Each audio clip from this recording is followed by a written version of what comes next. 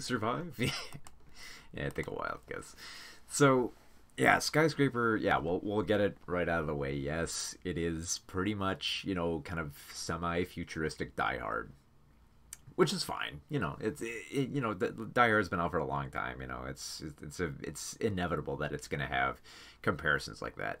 All that's fine though, but if you're watching that trailer and you noticed how the exposition seemed a little dry and a little boring there, uh, yeah, it's about as dry and boring as you think it is, because Dwayne Johnson plays the character you saw there of Will, who lost his leg in a hostage situation, and now he's a safety inspector, and he's been hired to inspect the safety of one of the largest buildings in the world in Hong Kong. And he investigates like, oh, everything seems okay and fine, except when some terrorists show up and then lock everyone inside and set the building on fire and lock the fire suppression system. So they're all just kind of they're gonna have to go upwards or they're gonna burn to death.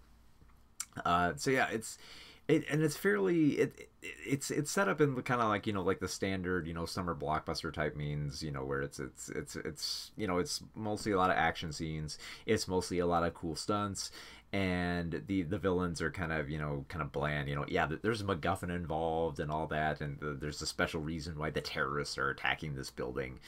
Not really that important. In fact, it's so not important that the film doesn't even talk about it until like maybe about halfway through. And once they reveal it, you understand why they held off for so long, telling you all this stuff, because the plot is pretty damn bland when you think about it. But forget the plot. Forget the plot, obviously, because we're mainly here for Dwayne Johnson, right? We want to see some cool stunts from him, and you do get some cool stunts. That much I expected. I expect some cool action scenes from Dwayne Johnson. I know he's capable of it.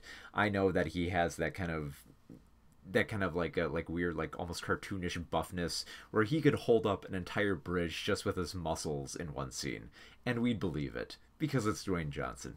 The problem with the film is though is that like we know that he can do all these cool stunts, but we also know that he can be witty, and we also know that he has personality and charm.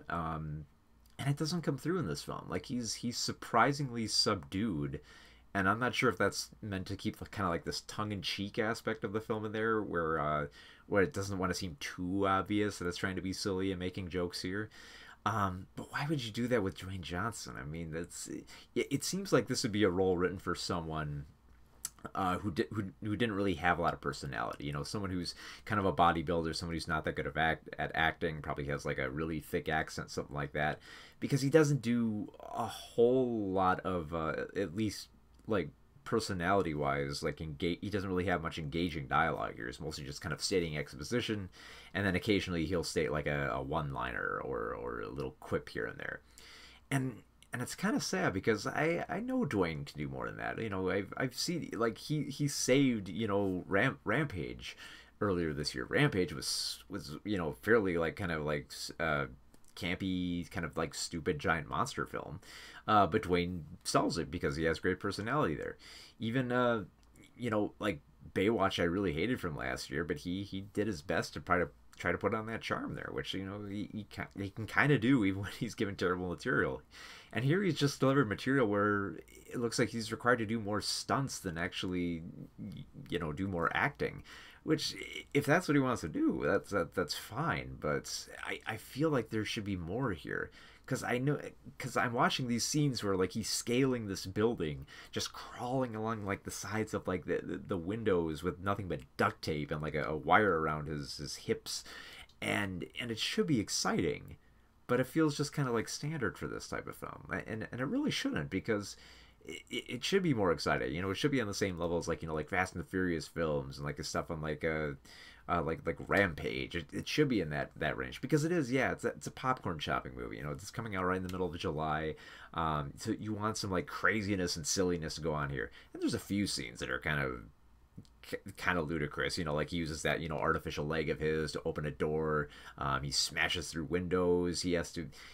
like the film, like I said, like the film has to, you know, dumb itself down to set up these scenes. Like obviously, a means of trying to opening up some locked doors, it's behind like a wind turbine. So obviously he's got to go outside and brave the wind turbine because it's fun to watch. Okay, that's fine.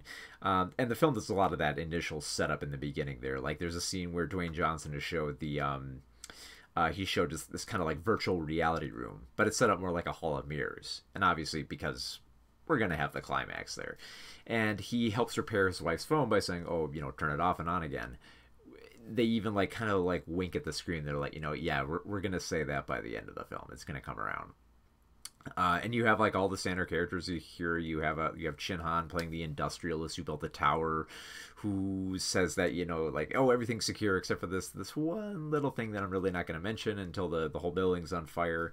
So he's keeping a secret there. You have I guess kind of like a was like a Scandinavian terrorist here who's kind of got a little bit of a thick accent here, but he doesn't really have that kind of like sinister look to him. You know, kind of like I don't want to compare to Die Hard, but you know, you can't help it. What can you do?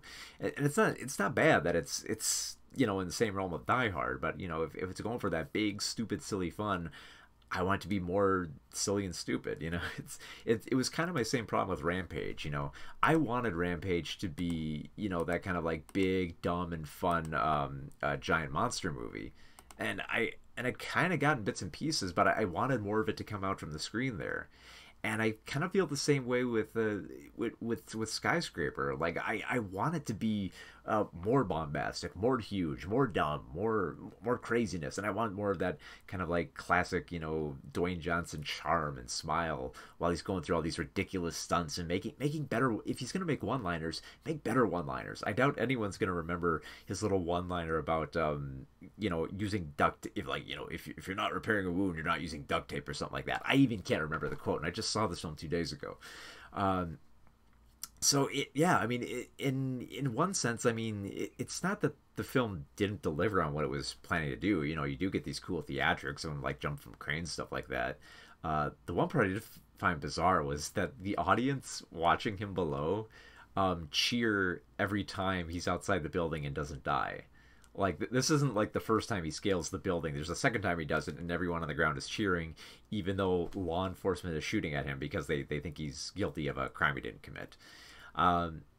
So yeah, I mean, it delivers what it promises. You get cool stunts, you get Dwayne Johnson, you get him flexing those muscles, you get some big scenes of like destruction and gunplay, and you get some nice fights here and there.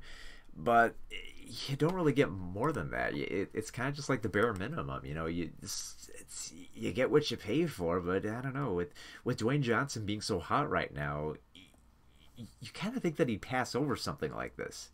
You kind of think that, you know, he'd have enough like sway to say that, you know, you didn't really give me enough character for this. I don't know if I want to do this one, because I mean, he's the biggest thing right now. He's got his pick, you know, and if this is the film he wanted to do, that's fine. But I kept feeling like I should feel more here. Like I really should feel more when he's out, when he's scaling that tower, when he's crawling along the sides of the window there.